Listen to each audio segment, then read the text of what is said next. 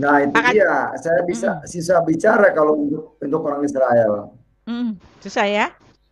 Kalau saya karena belum pernah ke Israel. Jadi kalau saya ngomong nanti salah. Nggak apa-apa, salah Betul nggak apa-apa. tidak Iya, makanya. tetapi kalau saya Ya. menurut doktrinnya kan begitu, Pak. Itu dia. Jadi setelah sekarang kedudukan mereka itu ya sudah sama seperti kita. Mereka ya memang bangsa pilihan waktu itu, dipilih saat Yesus akan datang ke dunia.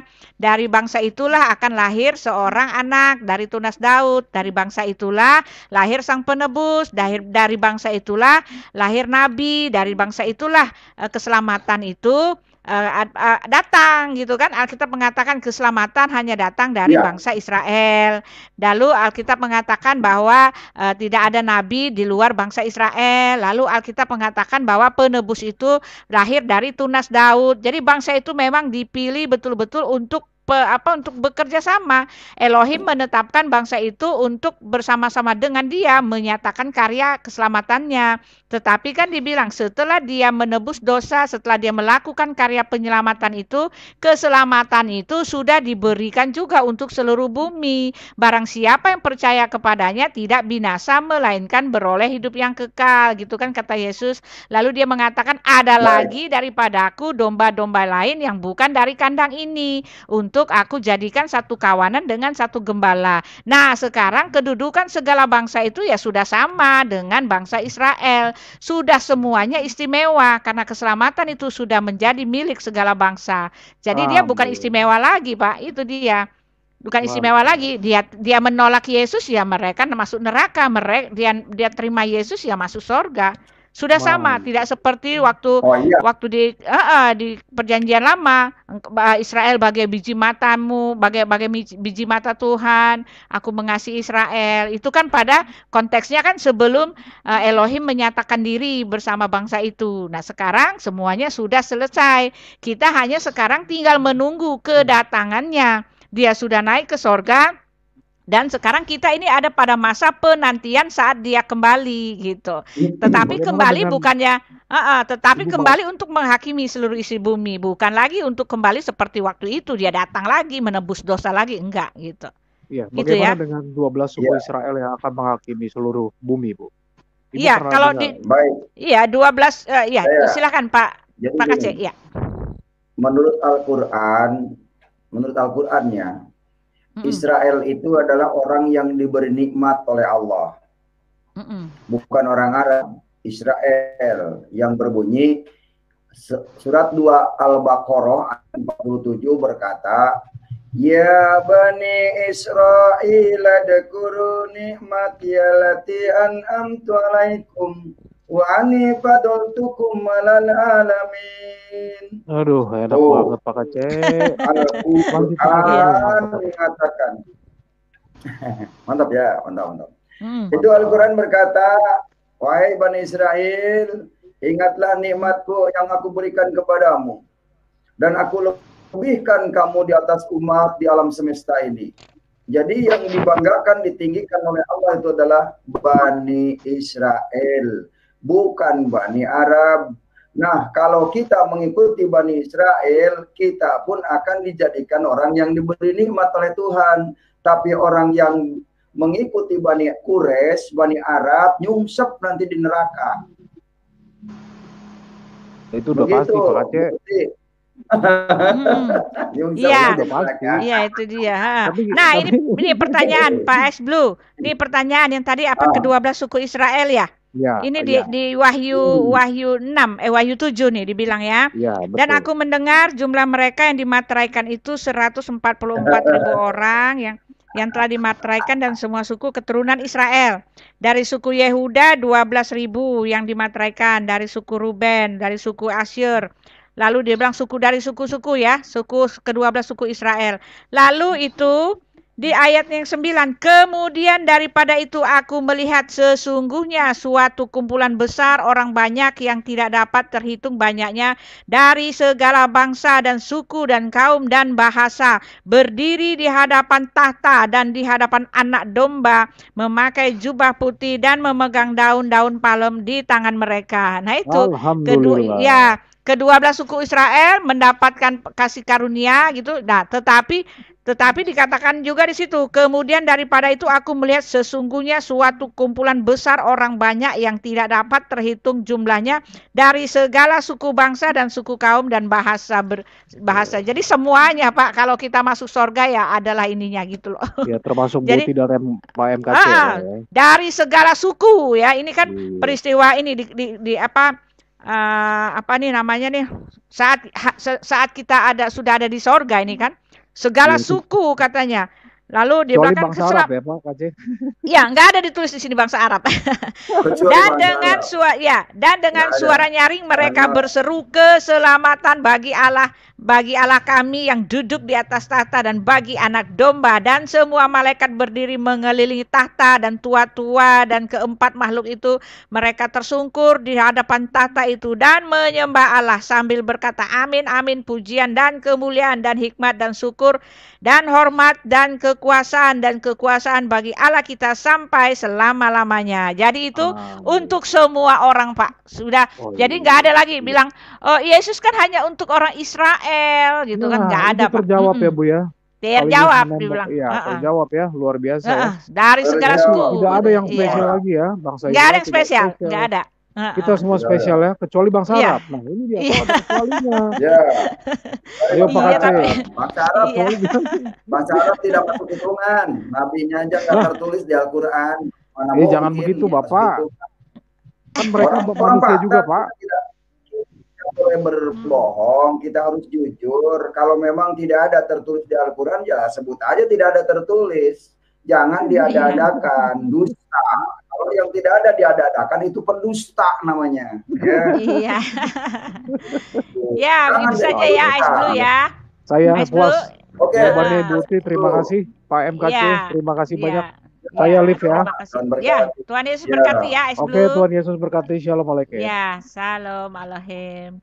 Pak Nasa, setelah itu Pak Media jangan pulang dulu ya, Pak Media. Harap menunggu Pak. Ya, ada Pak Nasa nih. Shalom Pak, maaf. Lama nunggu Pak. Shalom Mbak Uti.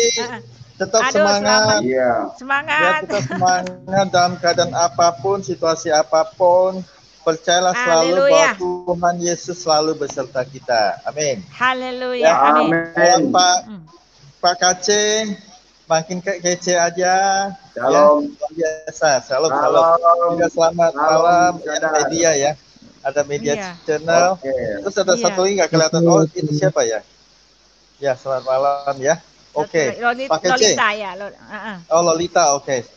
Pak KC dan Ibu Uti. Ya, mungkin saya agak belak-belakan aja.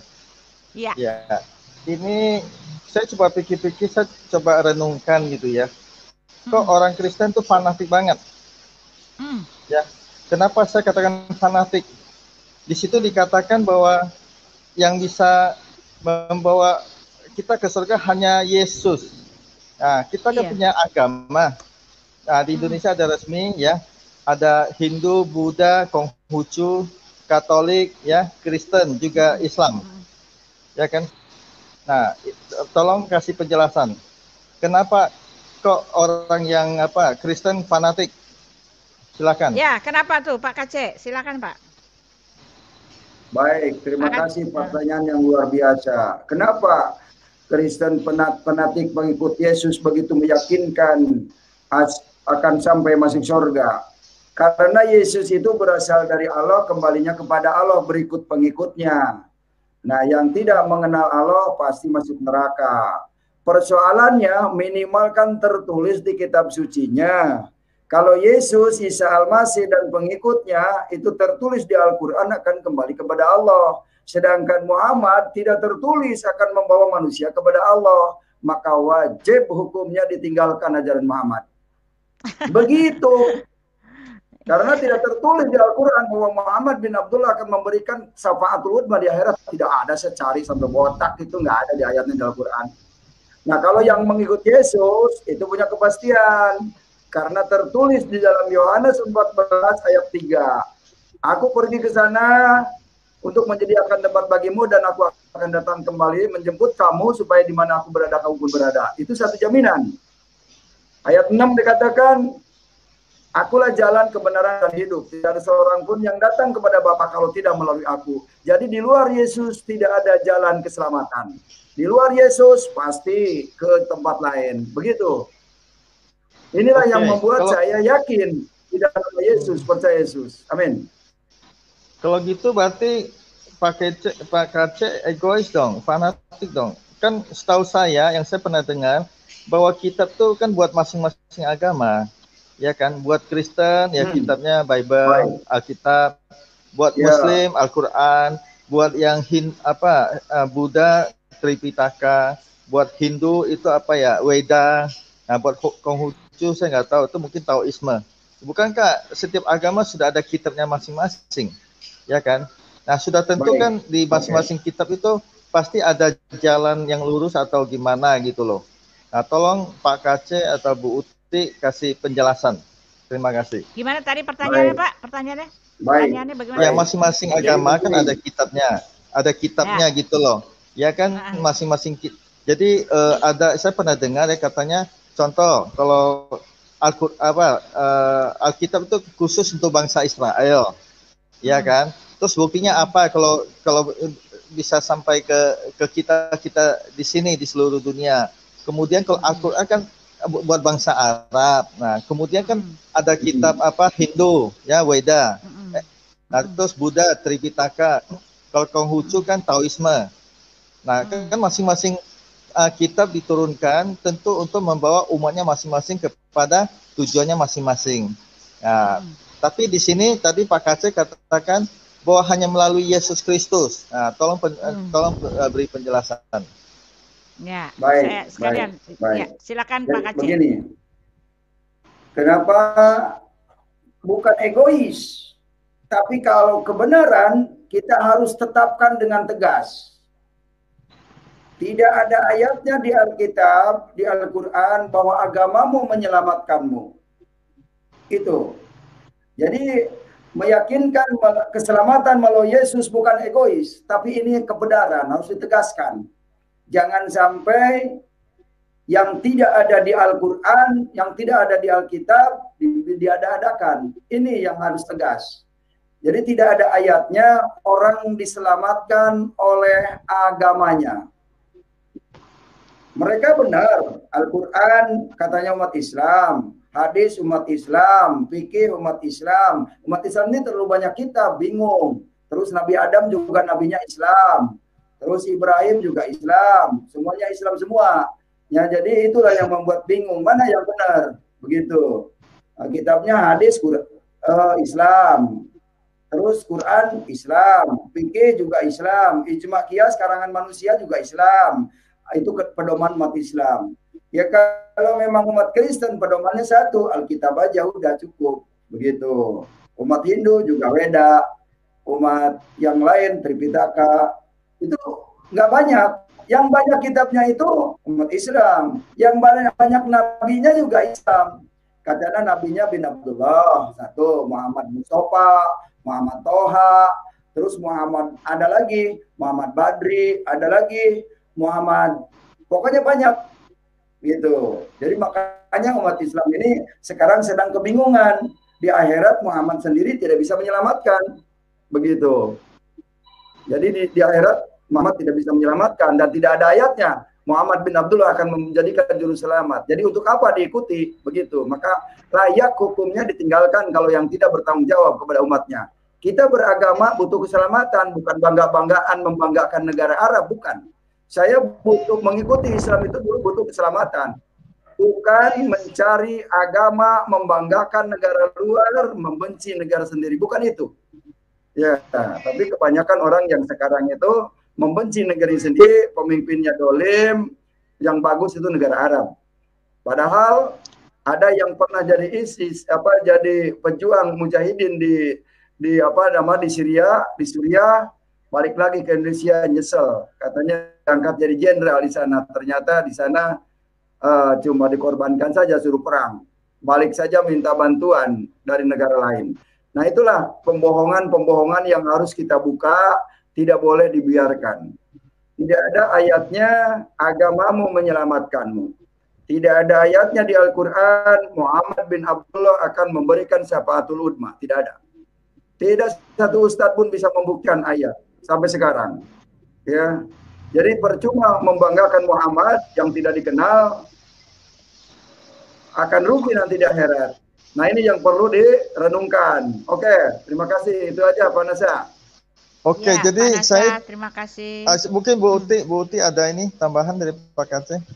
Ya, kalau saya, tambahan dari saya kan menurut agama masing-masing ya, menurut agama masing-masing mereka merasa benar. Al-Qur'an mengatakan bahwa Alkitabnya yang benar, kitabnya yang benar, Tuhan yang benar. Tripitaka, Weda, semua mengaku bahwa mereka itu adalah benar. Tetapi kan kebenaran itu kan absolut. Kebenaran itu satu, ya, tidak bisa ada satu yang benar, di sana benar, di sini benar, enggak. Kebenaran itu adalah satu-satunya. Oleh sebab itu di dalam Yohanes 17 ayat 3, inilah hidup yang kekal itu, bahwa mereka mengenal bahwa Engkau adalah satu-satunya Allah yang benar. Nah, yang mengaku benar di dalam kitab-kitab di setiap kitab itu cuma di dalam kitab Alkitab lah. Satu-satunya yang mengaku, yang berani mengatakan akulah jalan dan kebenaran dan hidup adalah di dalam Alkitab. Di tempat lain tidak ada yang pernah mengatakan bahwa dia adalah kebenaran. Paling ngaku-ngaku, tetapi nabinya sendiri tidak pernah mengatakan kebenaran. Tuhannya sendiri tidak pernah mengatakan akulah kebenaran itu. Ya, karena kebenaran itu absolut dan hanya satu di Alkitab yang mengatakan bahwa yang mengaku bahwa dia itu benar adalah Yesus, ya kan? Yesus mengatakan akulah jalan dan kebenaran dan hidup. Dan di dalam Alkitab juga dikatakan bahwa semua orang yang hidup di dalam Yesus itu ada di dalam kebenaran, ya, di dalam 1 Yohanes berapa? 1 Yohanes 5 itu jelas sekali, ini harus kita hafal dengan ya. Akan tetapi kita tahu bahwa anak Allah telah datang dan telah mengaruniakan pengertian kepada kita supaya kita mengenal yang benar dan kita ada di dalam yang benar, di dalam anaknya Yesus Kristus. Nah, Yesus Kristus atau dia adalah Allah yang benar dan hidup yang kekal. Nah, itu makanya kita fanatik karena semua agama cuma mengatakan itulah jalan, itulah jalan. Kalau kamu mau ke surga, kamu lewat sini, kamu ke situ. Pengarah jalan semuanya kan? Pengarah jalan, petunjuk jalan, pemberi pengetahuan tentang jalan. Tetapi Yesus dengan tegas mengatakan, akulah jalan itu. Yesus bukan pemberi penunjuk jalan, bukan pengarah jalan, tetapi dialah sendiri jalan itu. Dan dengan tegas dia mengatakan, akulah jalan dan kebenaran. Nah, itu dia. Kebenaran itu absolut, ya. Lalu dia mengatakan lagi, dan hidup. Nah, itu dia. Hidup itu artinya kekekalan. Hidup itu artinya masuk surga. Cuma di Alkitab yang ada ayat seperti ini yang memberikan jaminan bahwa dialah yang benar. Di dalam Yohanes 17 ayat 3 jelas dikatakan begitu, ya. Jelas dikatakan begini, ya. Oleh sebab itu, sebentar ya, Yohanes 17 ayat 3 ya. Inilah hidup yang kekal itu, bahwa mereka mengenal bahwa Engkau adalah satu-satunya Allah yang benar. Nah, itu kan Allah Bapa yang benar, satu-satunya yang benar. Lalu Yesus mengatakan, akulah kebenaran itu. Nah, itu Pak, makanya kita fanatik karena di tempat lain coba cari adakah Tuhannya berani mengatakan seperti itu. Nih, Yohanes 17 ayat 3. Inilah hidup yang kekal itu, bahwa mereka mengenal Engkau satu-satunya Allah yang benar, ya. Ingat, ini bukan satu-satunya Tuhan. Ini tidak bicara tentang tauhid, ini bicara tentang satu-satunya Allah yang benar. Yehova, ya kan, Elohim, yang apa? Yang diam di dalam diri Yesus. Nah, kan dikatakan di dalam 1 Yohanes 5 ayat 20, dia adalah Allah yang benar, ya. 1 Yohanes berapa tadi Pak? 1 Yohanes 5. Sekali lagi saya baca setelah itu udah, ya. Dikatakan di situ, ya, 1 Yohanes. Akan tetapi kita tahu bahwa anak Allah telah mengaruniakan kepada kita pengertian supaya kita mengenal yang benar, gitu kan. Telah mengaruniakan pengertian kepada kita supaya kita mengenal yang benar dan kita ada di dalam yang benar, yaitu di dalam anaknya Yesus Kristus. Nah, itu ketika kita ada di dalam Yesus Kristus, kita ada dalam kebenaran itu. Lalu dikatakan, Dia adalah Allah yang benar dan hidup yang kekal. Jadi Yesus adalah Allah yang benar dan hidup yang kekal. Nah, ya kan? Itu dia, Pak. Makanya karena kebenaran itu satu-satunya. Ya udah, kita lah yang benar gitu kan. Betul nggak, Pak Nasa?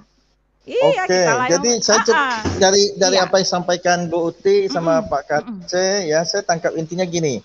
Jadi kan banyak tadi ada 6 ya. Ada 6, maksudnya ada 6 agama yang diresmikan di Indonesia.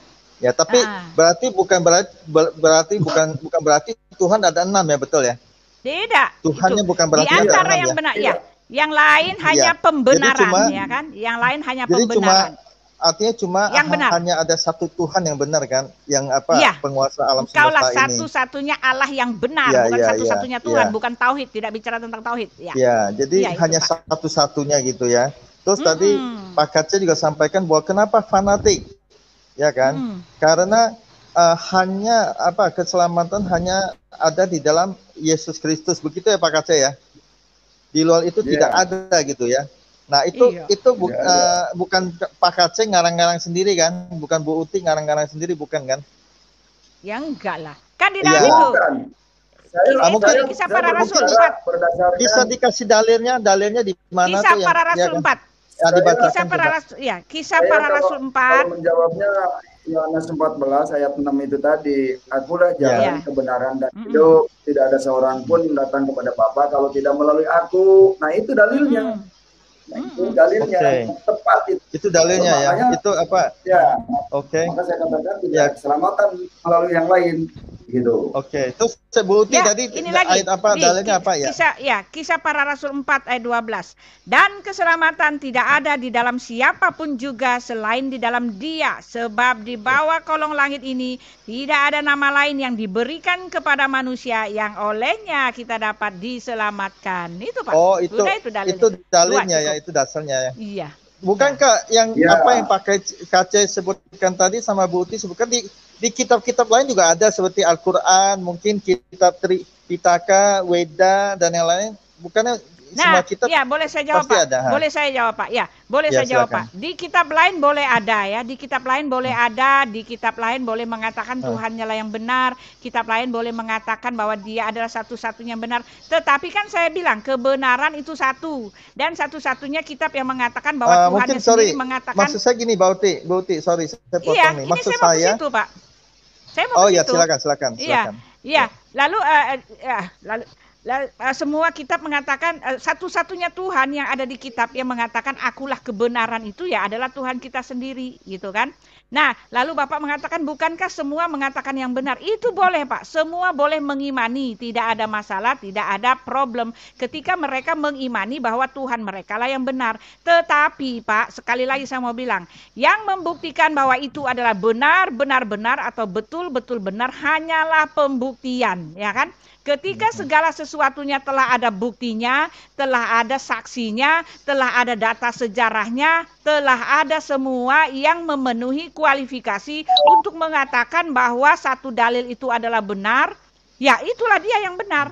Karena Alkitab itu penuh dengan pembuktian, Alkitab itu bukan cuma imani, tetapi Alkitab itu pembuktian. Yesus naik ke sorga itu di depan mata orang banyak, Yesus lahir itu dengan nubuat, Dia ada lalu Dia menunjukkan bahwa Dia itu adalah Tuhan dengan segala kuasa ilahi yang Dia lakukan gitu loh.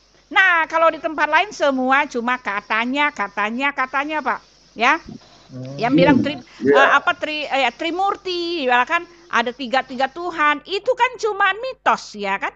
Mereka bilang oh Yesus itu kayak Trimurti atau tiga Krishna, itu kan cuma mitos. Nah di Quran pun begitu, katanya, semuanya katanya. Tetapi hanya Alkitab lah yang juga merupakan sejarah, Alkitab juga yang merupakan pembuktian ya Alkitab itu. Jadi Alkitab ini tepat, benar dan iya. Ya keselamatan hanya datang dari bangsa Israel gitu Pak.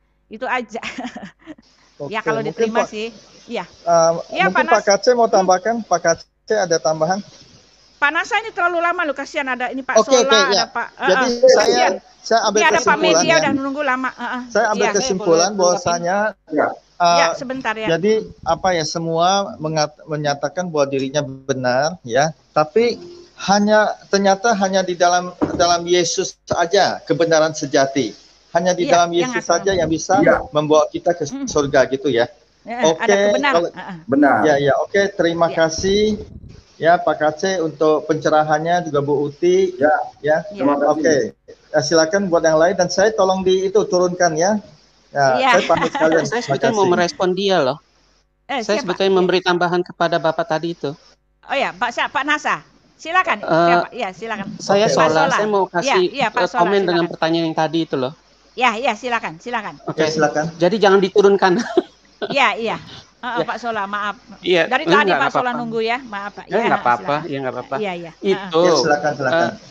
Iya, jadi pertanyaan itu seolah-olah mirip-mirip dengan pertanyaan seperti yang waktu saya di SD itu guru agama berkata banyak jalan menuju surga, ada yang banyak jalan menuju Roma, banyak jalan untuk ke puncak gunung. Kita bisa dari utara, selatan, timur 360 derajat. Kita naik ke atas bukit, semuanya mencapai tujuan yang sama, yaitu puncak gunung. Itu mirip-mirip lah, nggak 100% sama, tapi mirip-mirip. Tetapi yang menjadi permasalahan secara realita, secara fakta, itu nggak seperti itu. Masalahnya waktu kita perhatikan, jika semua agama itu tujuannya sama, tujuan mungkin sama, tetapi pencapaiannya itu bisa atau tidak, itu kita harus cek dulu. Masalahnya, setiap agama ini yang ada di dunia ini itu saling kontradiksi loh. Kalau dia kontradiksi, udah pasti beda. Ada yang benar, ada yang nggak benar. Itu udah pasti.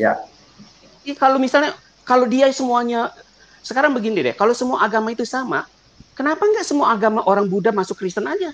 Atau orang Islam semua jadi Kristen? Atau orang Kristen masuk jadi Islam? Kan semuanya sama. Karena tidak sama itulah maka kita harus ngecek yang mana sebetulnya yang benar dan yang tidak benar. Yang betul-betul benar ya kan, yang betul-betul benar. Ya, yang benar-benar. Betul gitu. Jadi cara ngecek itu bagaimana? Semua boleh klaim yang seperti Ibu Uti bilang. Dia bilangin agamaku yang paling benar. Semua boleh klaim gitu. Tetapi yang menjadi masalah itu yang mana yang benar-benar benar, yang mana betul-betul benar gitu. Seperti itu kan? Nah, cara ngeceknya itu seperti apa? Banyak Pembuktian. Uji coba, ya kan? Uji coba seperti uji emisi. Iya, seperti Bu Uti ngomong tadi. Tuhan Yesus itu sebelum datang itu udah dinubuatkan oleh Nabi Yesaya 700 tahun sebelumnya. Sebelum Tuhan Yesus itu mati di kayu salib, itu dinubuatkan di Kejadian 3 ayat 15. Itu zaman Nabi Musa. 1.500 tahun sebelumnya. Itu udah dinubuatkan bahwa Yesus akan mati di kayu salib. Semuanya itu menuju kepada Tuhan Yesus gitu. Nah, waktu Tuhan Yesus datang, jadi kalau ada orang ragu, Tuhan Yesus juga pernah berkata kan waktu dia di Bait Allah, bukankah ada tertulis di dalam bukumu tentang aku? Waktu orang-orang Yahudi, ahli-ahli Taurat itu meragu, Tuhan Yesus bilang, bukankah ada tertulis di dalam bukumu tentang aku? Iya. Gitu. Nah, itu cara pembuktiannya. Nah, sekarang orang Islam, karena mereka tidak memiliki bukti tentang kenabian Muhammad, maka dia coba mencari sebisa-bisanya pembuktian dari Alkitab. Sementara mereka berkata Alkitab itu palsu. Kan lucu gitu loh. Ya kan? Nah, itu salah satunya. Salah duanya, keduanya, contohnya itu seperti gini loh. Kalau kita perhatikan seluruh agama di dunia ini, ya, dengan Kristen gitu ya. Kristen itu sebetulnya bukan agama loh. Kristen itu bukan agama. Kristen itu pengikut Yesus. Yesus datang ke dunia bukan menciptakan agama. Makanya kalau kita dengar orang Islam ditanya, coba tunjukkan di dalam Alkitab bahwa Yesus menyuruh kamu, bahwa Yesus beragama Kristen. Itu pertanyaan orang goblok. Yesus itu nggak pernah menciptakan agama. Yesus itu Kristen itu adalah pengikut Yesus. Jadi bukan Yesus menciptakan agama, nggak ada relevansinya gitu loh kan. Nah itu yang ketiga itu masalah seluruh agama di dunia ini waktu mereka mau masuk surga, bagaimana cara mereka? Mereka berusaha dengan kekuatan sendiri. Yang disebut yang disebut antroposentris. Antropo itu manusia, sentris itu pusat. Pusat untuk masuk ke surga itulah pusatnya kita sendiri, usaha kita sendiri. Kalau kita salah, kalau kita gagal, wah kita akan masuk neraka. Kalau kita berhasil, wah kita masuk surga. Itu antroposentris. Kekristenan itu enggak. Kekristenan itu teosentris. Theo itu Tuhan. Jadi cara masuk surganya itu karena anugerah. Karena Tuhan loh. Nah, kenapa ini bisa salah? Antroposentris itu bisa salah. Kalau kita melihat dari agama Islam dan Kristen yang sedikit-sedikit ada kesamaan tentang masalah Adam dan Hawa, kita sendiri kan tahu loh. Adam dan Hawa membutuhkan hanya satu kali dosa. Dia telah diusir langsung dari Taman Eden. Di dalam Islam dari surga. Di dalam Kristen dari Taman Eden. Hanya satu kali loh dosanya. Sementara kalau kita perhatikan, anggap Adam dan Hawa di surga atau di Taman Eden, itu mereka tinggal di situ 50 tahun. Misalnya ya, karena kita nggak tahu. Mereka tinggal 50 tahun. Kalau mereka tinggal 50 tahun tanpa cacat celah, hidup suci 100%, belum ada nilah di setitik pun di dalam belanga, mereka itu jernih, murni 100%. Okay? Dalam kehidupan mereka sebelum jatuh dalam dosa, itulah amal yang tersempurna. Di mata Tuhan itu sangat menyenangkan. Nah sekarang kok kita yang setelah jatuh di dalam dosa, kita seolah-olah berkata, aku sanggup hidup lebih baik daripada Adam dan Hawa sebelum mereka jatuh dalam dosa, sehingga membuat Tuhan harus mengirim aku ke surga dengan kekuatanku. Siapakah kita? Tuhan udah mengatakan, satu kali dosa keluar kamu. Bagaimana kita bisa balik ke sana? Sementara dosa kita itu berjumpul-jumpul. Okay? Kebaikan kita itu nggak bisa nutup dosa. Kebaikan kita itu di mata Tuhan itu seperti kain kotor kan? Iya. Ya seperti itu aja komen saya. Luar biasa Pak Solah. Luar biasa sekali. Ya, terima kasih Pak ya. Luar biasa Pak Solah. Terima kasih. Saya turunkan. Ini ada Pak. Saya tanggapi dulu. Oke. Oh ya. Saya tanggapi dulu sebentar. Begini. Al-Quran surat 23 Al-Mu'minun berkata, kemudian mereka pengikut Rasul itu menjadikan agama mereka terpecah belah menjadi beberapa pecahan. Tiap-tiap golongan merasa bangga dengan apa yang ada pada sisi mereka masing-masing. Terus ayat 54-nya, maka biarkanlah mereka dalam kesesatannya sampai suatu waktu. Jadi menurut Al-Quran surat 23 Al-Mu'minun, orang beragama itu orang tersesat. Makanya jangan beragama, kata Tuhan Yesus. Iya, ikuti aja. Ya, karena jadi, Yesus bukan agama ya Pak ya. Iya. Karena Kristen bukan agama. Yesus bukan agama. Bukan. Jadi Yesus, ya. Orang beragama itu menurut Al-Quran surat 23 Al-Mu'minun ayat 53 dan 54 dikatakan biarkanlah mereka dalam kesesatannya. Mereka yang suka mecah-mecah agama. Islam Sunnah Jamaah, Persis, Ahmadiyah, Muhammadiyah, Kristen juga Katolik, HKBP, Katolik GBI, Betani, wah udah banyak pecah-pecah. Maka ini kata Quran, orang beragama itu orang yang biarkanlah mereka dalam kesesatannya. Jadi ya ada yang sesat. Makanya banyak yang dipanggil, sedikit yang dipilih. Karena mereka banyak dipanggil malah pada bikin agama. Disuruh menyampaikan Injil kabar baik malah pada bikin agama. Muhammad bin Abdullah juga bikin agama Islam. Disuruh menyampaikan kebenaran firman Tuhan, malah bikin agama. Kenapa? Kalau sudah punya agama pasti punya kekuasaan, bisa memimpin, begitu maksudnya. Jadi agama itu menurut saya politik lah. Politik. Agama itu politik. Ya Pak Media, Pak Madia kasihan. Pak Madia minta maaf sudah lama sekali menunggu Pak Madia. Saya kalau ada Pak Madia, ya saya takut berantem deh. Selamat malam semuanya. Ya, selamat malam Pak, selamat malam. Bang Kece, teman-teman semua di sini. Selamat malam. Iya. Senang diskusi. Salam sadar ya. Oke, salam sadar Bang Kece. Selamat pagi. Lu menarik sekali Bang Kece. Saya dengar penjelasan tentang Yesus ini Bang Kece. Malah saya buka ini di Mazmur Bang Kece ya. Saya buka di kitab Mazmur ayat 15 dan ayat 5 dan ayat 3. Saya bacakan salah satunya saja Bang Kece ya.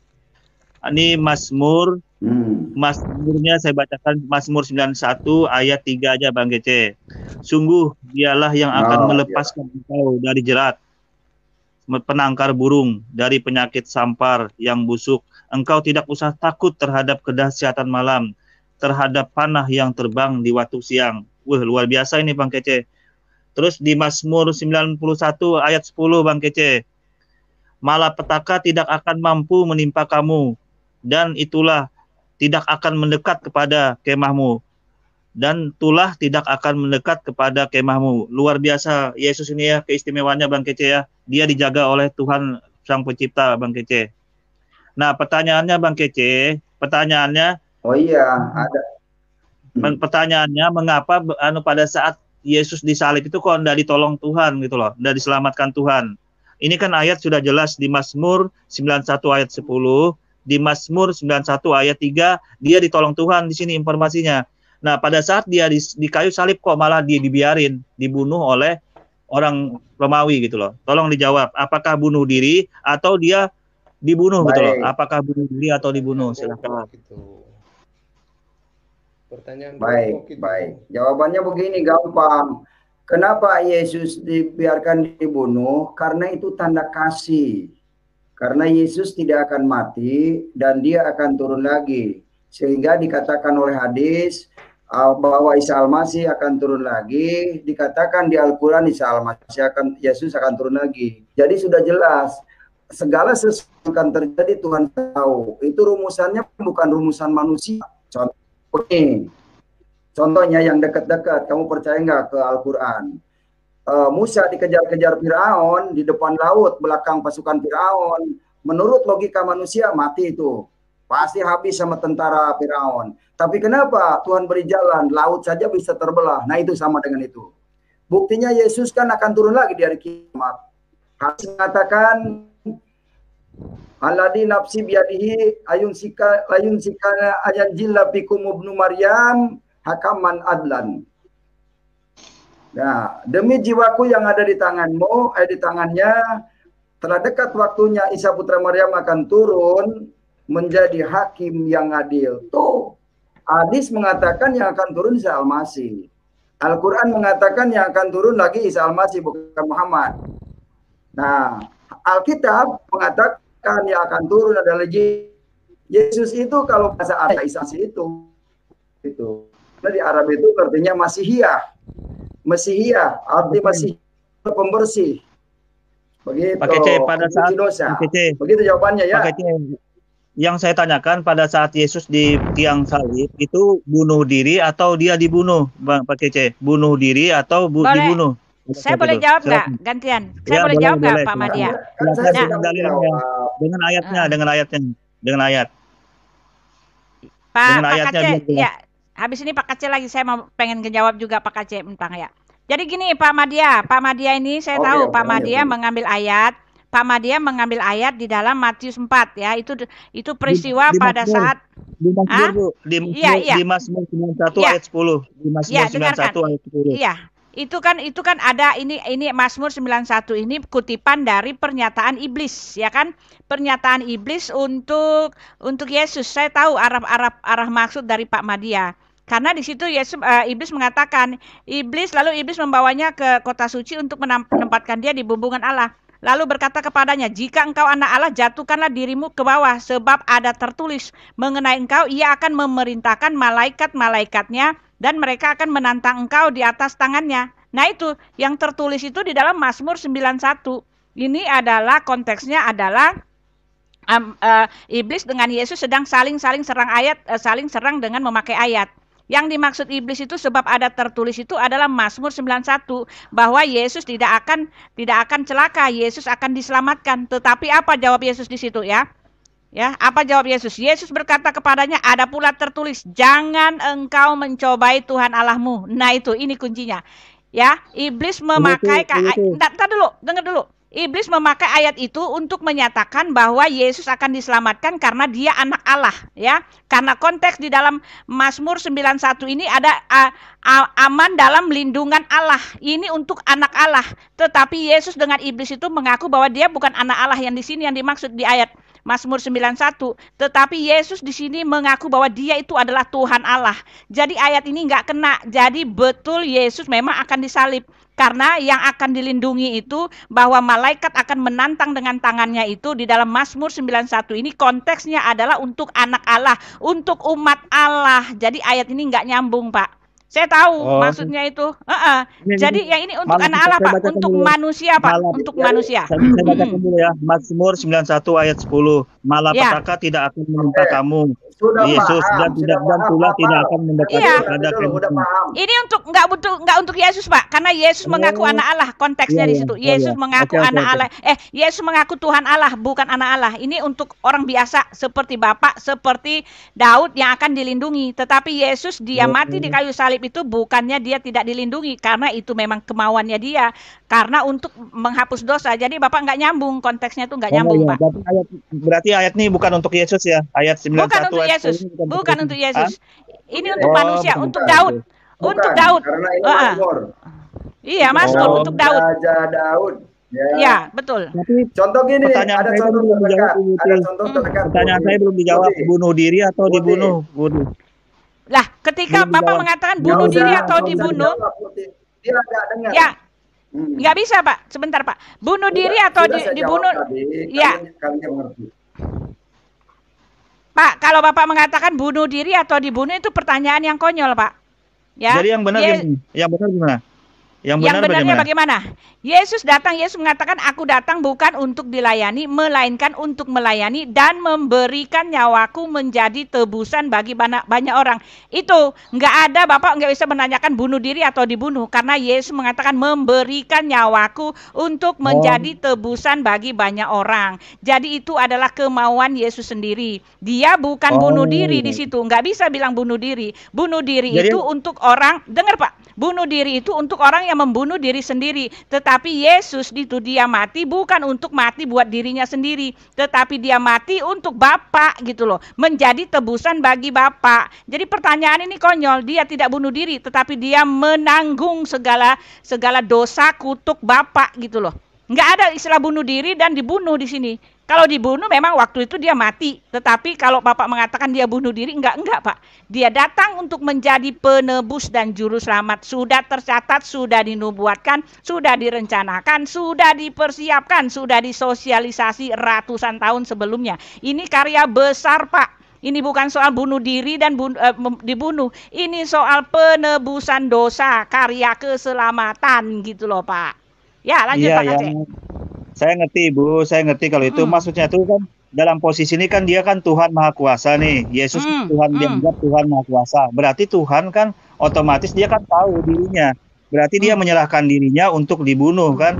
Kalau menyerahkan dirinya untuk dibunuh oleh orang Romawi, berarti kan itu apa namanya? Kalau tidak bunuh diri, otomatis menyerahkan kan dirinya, bukan menyerahkan dirinya, Pak. Bahasamu itu nggak bagus, bahasamu itu nggak sopan. Jadi yang bagus bagaimana? Tolong dijelaskan yang bagus bagaimana caranya? Yang bagus. Silakan Pak Aceh. Begini. Ini forum belajar bahasa yang bagus. Memang tidak diajarkan di dalam Islam itu akhlak yang baik, tidak diajarkan. Ya, ngakunya sih belajar akhlak, tapi memang di Islam itu tidak diajarkan. Ya, jadi saya kan bertanya Pak Kece. Saya kan bertanya, masih nggak boleh bertanya. Ya, maaf. Ya, Pak Madiasana. Ya, dengerin dulu. Jadi sebelum Yesus disalibkan, Yesus sudah membagikan roti, inilah tubuhku yang kuserahkan bagimu. Itu kan ada perjamuan itu. Jadi sudah tahu Yesus itu akan matinya dengan cara seperti itu. Akan mencurahkan dan inilah darahku yang aku curahkan untuk penebusan dosa-dosamu. Itu sudah tertulis. Maka terjadi itu karena firman terjadi. Firman itu digenapi. Sekarang jangan jauh-jauh, Ahok saja. Siapa yang melawan aku, melawan Tuhan, maka semua akan dipermalukan. Bukti kan, Rizik Syihab dipermalukan, terus yang lainnya banyaklah. Pokoknya yang menghujat Ahok, ini yang dekat aja. Yang dekat, jangan sampai terjadi yang jauh. Yang menghujat Ahok diperlukan sekarang. Kebongkar kebohongannya. Itu yang sesuai dengan Mazmur. Ya, pada tumbang semuanya. Ya, karena begitu. Itu bukti ya, bukti nyata. Makanya kita kalau ngobrol di sini, jangan tarik-tarikan, jangan ngompas orang sedang ngomong, dengerin dulu sampai tuntas, Pak Pikir dan renungan, begitu. Jangan kita kan nanya doang. Jangan iya. Anda itu bertanya, ya. Kalau sudah bertanya dijelaskan ya diam, terima atau tidak ya itu diam namanya bertanya kan. Jangan sifatnya mendikte. Oh saya tahu ini padahal ngaco gitu loh. Bagaimana mungkin tahu, baca firman juga nggak pernah, dan baca Alkitab juga nggak pernah, yang dibaca komik Arab kamu. Ya, huruf-huruf Arab dibaca di kutak-atik. Jelas sholat ini saya buka. Bagaimana mungkin akan selamat dengan kitab karangan seperti ini? Jadi ini kitab karangan dijadikan ilmu. Dijadikan ini firman Allah katanya. Ini kitab kuning, karangan, ini pengajaran Islam itu ngaku dari Quran. Nah, yang Quran tuh yang ini. Ini baru Quran, biar tahu. Nah, ini Quran nih. Jadi rukun Islam itu tidak ada di kitab Quran. Ya, sudah salah ngeyel, ya. Udah calon masuk neraka. Udah dijelaskan di Quran, masih ngeyel, udah orang Kristen calon neraka, padahal dirinya calon neraka. Di mana? Ya. Al-Quran surat 7 Al-Maun ayat 4. Fawailul lil musallin, maka kecelakaanlah bagi orang-orang yang sholat. Kalau kamu tidak mau celaka, jangan lakukan itu. Karena itu hanya mendirikan tiang emak. Karena hanya batu Hajar Aswad, Ka'bah. Paham ya? Ya. Pak Media, saya boleh tambah satu, Pak? Jadi susah kalau ngomong. Ya, Pak Media, boleh Pak. Ya, jadi gini Pak, kalau Bapak mengatakan apakah Yesus itu dibunuh atau bunuh diri, itu dua-duanya pertanyaan yang nggak nyambung, Pak. Nah, karena kalau dibilang karena dia bunuh diri itu kan membunuh diri sendiri. Nah, kalau Yesus dia bukan membunuh diri sendiri, dia menanggung dosa, mematikan kuasa dosa. Maksudnya adalah untuk menebus dosa. Nah, kalau ketika dia dibunuh itu para pembunuhnya itu kan Bapak lihat sendiri, mereka setelah membunuh Yesus mereka menyesal, mereka memukul-mukul dadanya, mereka kalau si Yudas itu dia membuang uang yang buat beli Yesus itu lalu dia gantung diri. Nah, kalau Petrus itu dia menyesal ketika setelah menjolimi atau menyangkal Yesus itu, yaitu dengan cara dia menjadi akhirnya menjadi militan Rasul Yesus. Lalu orang-orang tentara Romawi itu yang membunuh Yesus itu, ketika Yesus mati mereka menangis-nangis, meratap-ratap, mereka pukul-pukul dada, mereka menangis-nangis, mereka menyesal, Pak. Jadi itu artinya apa? Jadi itu artinya mereka tahu bahwa mereka sudah berbuat salah, Pak. Nah, kaisar itu sendiri mengatakan dia tahu bahwa Yesus itu tidak bersalah, dia mencuci tangannya. Dia bilang, aku lepas tangan ya. Kalau kalian tinggal kalian terima kutuknya. Nah, kaisar itu juga tahu bahwa Yesus itu adalah kebenaran. Lalu orang-orang Romawi itu juga tahu bahwa Yesus itu adalah yang benar, adalah Tuhan. Semua mereka menyesal, Pak. Nah, ketika Yesus itu dibunuh, Bapak tidak bisa mengatakan bahwa dia dibunuh karena dasar ketidaktahuan orang-orang yang membunuh Yesus itu. Dan semua orang yang membunuh Yesus itu tempatnya di neraka gitu loh. Nah, jadi ini artinya apa? Ini artinya bahwa Allah di dalam Alkitab, Allah turut bekerja dalam segala sesuatu untuk mendatangkan kebaikan, ya. Jadi Yesus mati itu bukan karena dibunuh, tetapi Yesus mati itu memang dia mau mati bagi dosa-dosa. Dan orang-orang yang membunuh itu, dia itu akan dihukum. Semua ada dalam porsinya gitu loh. Kalian mengatakan kenapa kalian nggak syukur aja sama para pembunuh itu? Kan sudah melaksanakan rencana Yesus. Oh tidak Pak, tidak bisa Bapak mengatakan seperti itu. Karena apa? Karena orang yang membunuh Yesus itu hatinya busuk. Karena dia membunuh atas dasar kejahatan dia. Dan dia akan menerima upahnya. Kalian mengatakan kalau begitu senang dong. Yudas kan dia yang melaksanakan rencana Yesus untuk mati di salib. Oh tidak Pak, Yudas itu mati masuk neraka. Karena Yesus mengatakan memang anak manusia akan diserahkan dan dibunuh, tetapi celakalah orang yang melakukannya.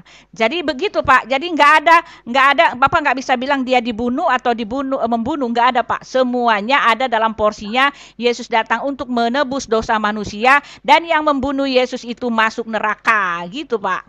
Salah pertanyaannya Pak, salah, nggak bisa dibilang begitu. Ngerti maksud saya? Gitu. Iya. Salah maksud Bapak. Iya. Itu curi ayat itu. Ya, Pak Benua, silakan Pak, bicara aja Pak. Silakan aja. Pak Kece, kalau menurut Pak Kece. Enggak, sebentar Pak Media. Pak Media ini Pak Benua berbicara. Silakan Pak Benua. Itu curi ayat. Termasuk si James itu juga mengekspos Yohanes 3:17. Kalau satu ayat diobok-obok, ya nggak bisa lah Pak. Kulit kaki dengan kulit kepala mana bisa ketemu. Alkitab itu adalah satu kesatuan. Anda tahu, itu semua tulisan di dalam perjanjian lama, dari Taurat sampai ke Wahyu itu, ya, itu adalah nubuatan dan suara Tuhan sendiri. Ya, amin. Dan mau tahu siapa Yesus itu? Ikuti Kejadian pasal 1 ayat 1 biar jelas tuh. Bahwa dari dulu Tritunggal itu sudah ada. Bahwa Tuhan itu ada berkata-kata dengan firman dalam ruang yang tidak terbatas. Kalau sudah bicara ruang yang tidak terbatas, memang Anda bilang Yesus Tuhan jadi manusia. Anda bilang manusia jadi Tuhan, itu yang tidak bisa. Tuhan mau jadi apapun bisa, karena dia Allah, dia Tuhan. Firman yang menjadi manusia. Tahu nggak apa katanya kepada pengikutnya? Engkau telah dilahirkan kembali dalam firman yang hidup dan yang kekal. Begitulah imannya orang percaya. Ada di dalam 1 Petrus. Dilahirkan. Jadi orang Kristen itu dilahirkan di dalam firman yang hidup yang kekal. 1 Petrus itu. Dan kalau dibahas Kejadian pasal 1 ayat 1 saja, itu di situ sudah ada Allah, sudah ada Yesus, sudah ada Roh Kudus. Karena belajarlah firman yang menjadi manusia. Sudah bukan perjanjian baru, Yohanes pasal 1, bahwa firman adalah Allah, adalah firman. Jadi kau bola balik pun 1000 kali, cuman ini namanya bukan tidak masuk akal. Akalmu yang tidak sampai ke sana, nggak nyambung, ubun-ubunnya belum nyambung. Kencing belum lurus, kata orang Pak. Ini ya, firman Tuhan mengatakan, orang yang percaya Tuhan itu sebenarnya bukan kekuatan dia. Kalau Roh Kudus tidak bekerja, itu si James itu saya ikuti dengan Pak Manubulu dan dengan kakaknya Ibu Uti. Itu nggak bisa. Selubung. Tahu nggak? Nabi Musa itu waktu Tuhan bicara sama dia, diselubungkan kepalanya. Begitu dia keluar, baru dibuka. Begitulah hebatnya Tuhan kami. Jadi jangan dibayangkan seperti di pikiran Anda, ya. Jangan dibayangkan. Silakan hina sih nggak masalah. Mau hina-hina nggak masalah. Tidak ada orang Kristen yang mau membalas kalau ada kejahatan. Tidak ada. Malah kami berdoa untuk Anda. Bu Uti, ini saya menyela saja. Sebenarnya kalau boleh saya sambung sedikit dengan Pak Kacep, boleh kan? Halo Pak Kacep, boleh? Pak Kacep, boleh? Ya, salam. Boleh. Pak Kacep, ini. Aku ada di chat itu, mungkin Bapak belum baca. Sebenarnya saya sederhana aja Pak, karena Bapak dan Ibu ini kan sudah jagoan. Saya tidak bisa lagi, ya pokoknya saya mengikutin saja. Pertama Pak, di Matius dan dari Kejadian kan ada silsilah manusia ini Pak ya.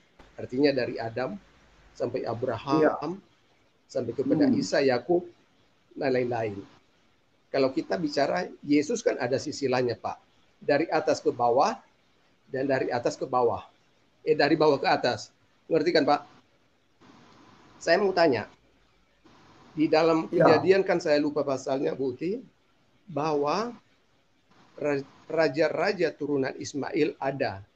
Kalau tidak salah 12 orang, yaitu ke Syria sana dan segala macam. Poin saya begini.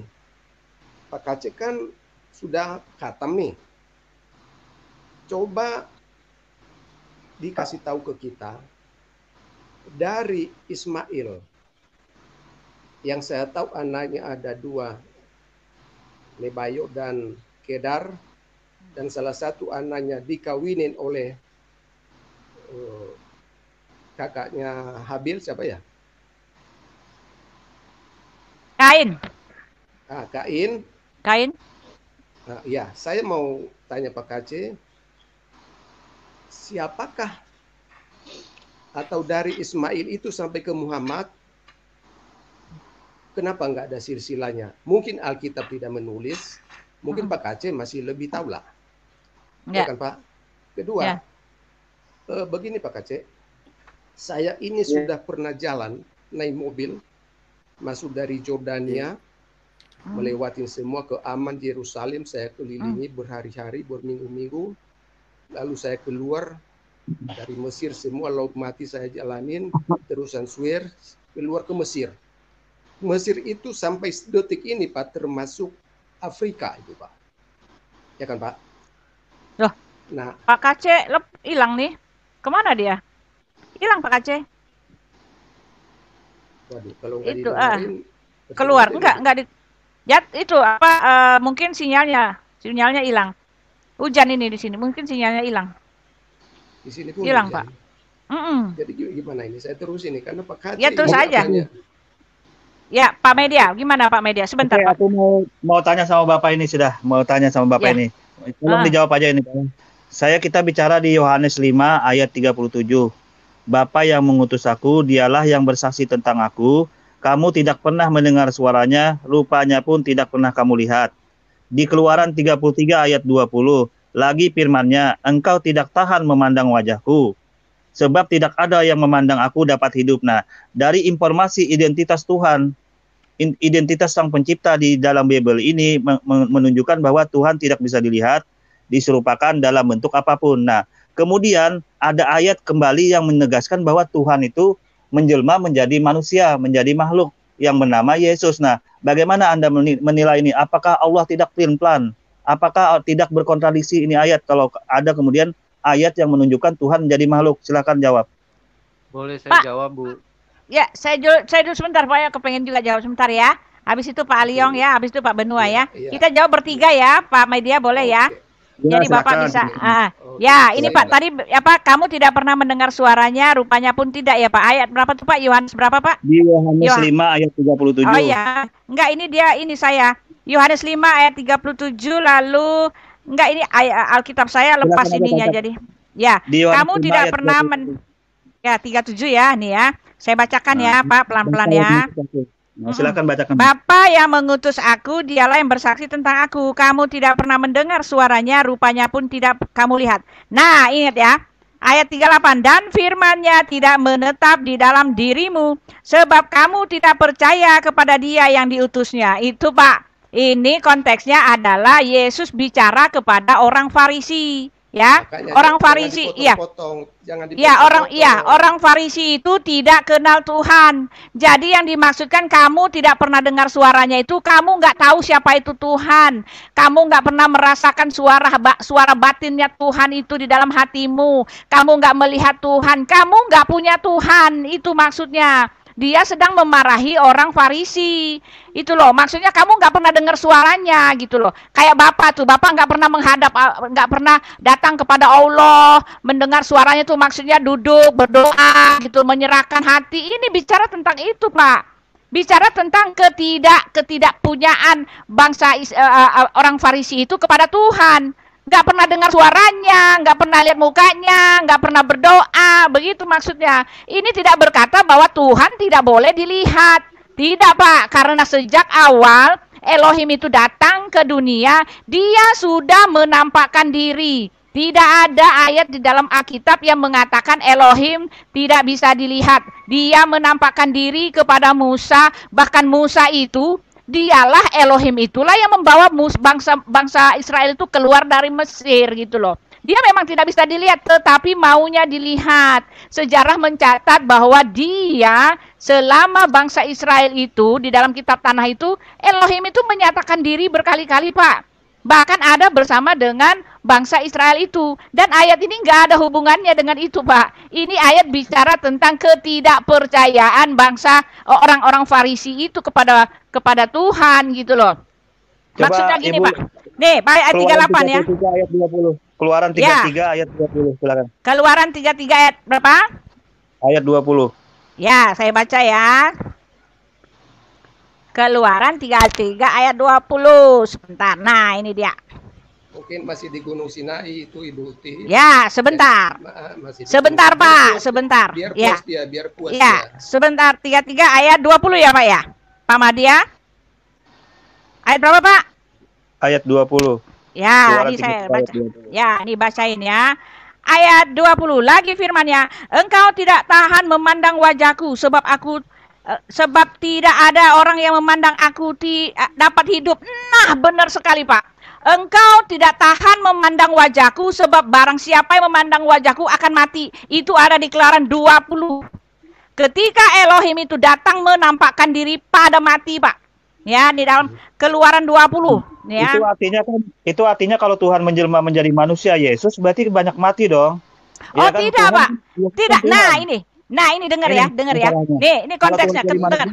Ya. Mati dong. Dengar konteksnya, Pak. Dengar konteksnya. Ya, Pak Benua, sebentar, Pak Benua. Nah, ini dengar konteksnya ya. Ketika Elohim menampakkan diri kepada bangsa Israel itu di tanah Sinai itu, waktu Elohim sedang menurunkan 10 hukum Taurat, semua perkataan Keluaran 33 itu betul. Semua yang memandang Elohim itu mati, Pak.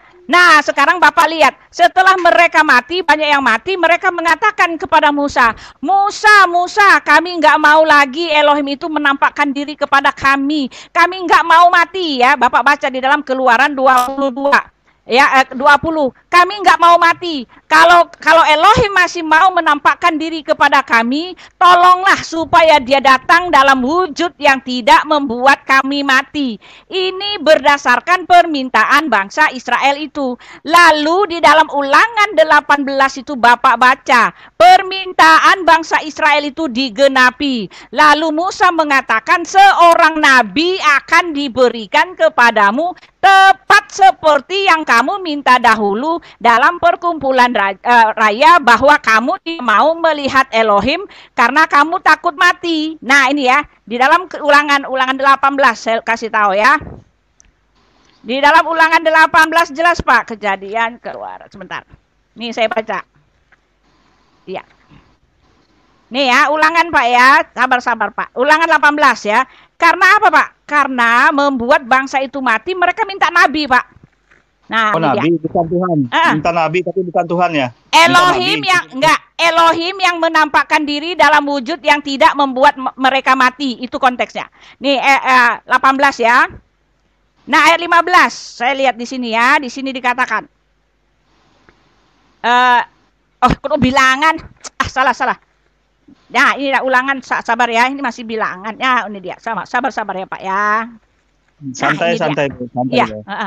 Saya kalau gini suka teriak-teriak, orang-orang pada protes, maaf ya.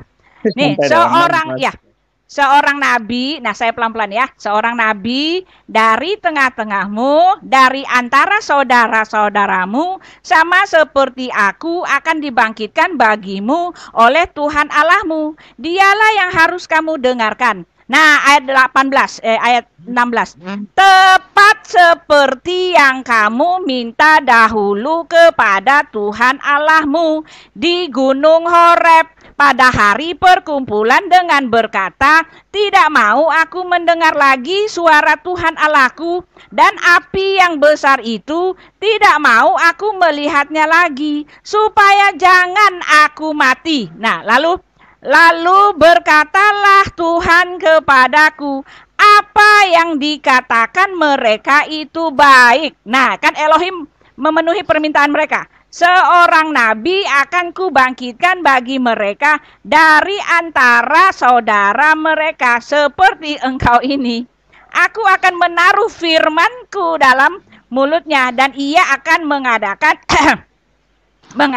kepada mereka segala yang kuperintahkan. Nah itu Pak, Yesus itu adalah Elohim yang menampakkan diri tanpa membuat mereka mati. Karena Yesus sudah mengkonfirmasikan, Musa menulis tentang aku. Itu Pak. Jadi Yesus itu biar dia nabi, tapi nabi yang Tuhan yang menampakkan diri tanpa membuat mereka mati.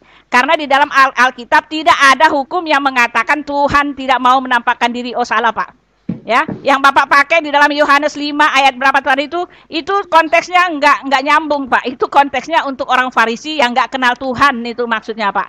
Kamu tidak kenal suaranya, iya, gitu Pak. Itu kan Ibu kan tadi bilang orang-orang itu kan ingin Tuhan menampakkan diri dengan api, dengan suara, tapi kan buktinya mereka enggak mati sebelumnya. Jadi kan dalam posisi ini ayat ini kan enggak berkorelasi Bu. Loh mati Pak? Kata siapa enggak mati nih? Pada saat api dengan suara kan enggak mati sebelumnya. Mati Pak, mati Pak. Ada yang mati nih. Yang enggak mati itu yang memandang dari jauh, ya. Yang dekat-dekat semua mati Pak. Alkitab menyatakan begitu. Makanya yang enggak sampai mati itu ngomong, ya, yang jauh-jauh minta tolong, kami enggak mau lagi. Kami enggak mau lagi kalau Elohim menampakkan diri. Tolong nih ya, saya bacakan ya. Keluaran ya, Keluaran 22 ya, Keluaran 20. Ya, sebentar Pak, Salom, sebentar. Habis ini udah. Itu tidak boleh dekat-dekat. Iya. Nih, Keluaran 20 nih ya, tak bacain ya. Mereka mati, Pak. Tepat seperti ini ya. Orang Israel takut menghadapi kedatangan Tuhan, ya kan? Ini di Gunung Horeb. Seluruh bangsa itu menyaksikan guru gemuruh, kilat tabung menyambung, sangkakala berbunyi dan gunung berasap. Maka bangsa itu takut dan gemetar dan mereka berdiri jauh-jauh. Nah ini yang jauh-jauh Pak. Ya. Oh, iya. Mereka berkata kepada Musa, engkaulah berbicara dengan kami, maka kami akan mendengarkan. Tetapi janganlah Allah berbicara dengan kami, nanti kami mati. Gitu loh Pak. Iya, jadi itu konteksnya. Ya. Ibu ini kan meriwayatkan kan nabi yang nanti akan datang. Nah, yang jadi masalah dalam pemikiran saya ini, apakah ada dalilnya ayatnya dalam Taurat itu yang menunjukkan bahwa nabi itu nanti ujung-ujungnya jadi Tuhan juga gitu loh ayatnya. Loh, banyak sekali Pak. Dalam Taurat. Iya, Pak. Informasi ini. Dalam Taurat itu bukannya, ya. Dalam Taurat itu bukannya cuma dinubuatkan oleh Musa, dipraktekkan Pak dipraktekkan Pak. Di dalam imamat itu, dipraktekkan bahwa ya di dalam imamat ya. Itu korban penebus salah dengan darah, ya, semuanya dengan darah. Disosialisasikan bahwa dosa itu hanya bisa ditebus dengan darah, Pak. Dengan darah, nggak bisa yang lain. Bukan dengan amal, bukan dengan cari pahala, bukan dengan ngumpulin. Imamat berapa Bu? Imamat berapa? Dari Keluaran juga sudah ada sampai imamat semua. Imamat tapi ada menyebut nama Yesus nggak ada Bu? Nggak ada ya? Menyebut nama. Anda nggak bersih, aduh. Pak Media, ketika Bapak, tidak ada menyebut nama Yesus, bagaimana sih Pak? Ya tentu saja nama Yesus. Ya tentu saja nama Yesus. Tentu saja nama Yesus tidak disebut, tetapi sudah dikasih tahu bahwa dia adalah anak domba Allah.